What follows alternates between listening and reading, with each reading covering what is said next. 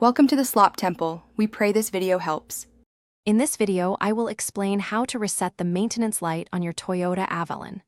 First, get into your car and turn the ignition to the on position, but do not start the engine. Next, look at your information display. You need to make sure the odometer reading is visible. If it's not, simply press the ODO/trip button until the odometer appears on the screen. Now that the odometer is showing, turn your ignition completely off. This is a crucial step for the reset process. Once the ignition is off, press and hold down the ODO/trip button. Keep holding it firmly.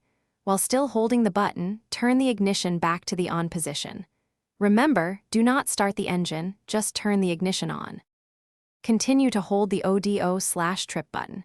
You will notice the maintenance light on your dashboard begin to flash. Keep holding the button until the light stops flashing and completely disappears from the display. This usually takes about 5 to 10 seconds. Once the light is gone, you can release the ODO/trip button. Your maintenance light should now be reset. To confirm the reset, simply check your dashboard.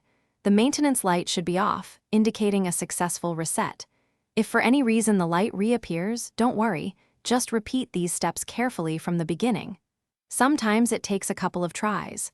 Also, if you're looking to upgrade your home tech, check the description for a link to the Echo Dot smart speaker and other great deals. Thanks for watching. Thanks for watching. Consider subscribing if we helped you.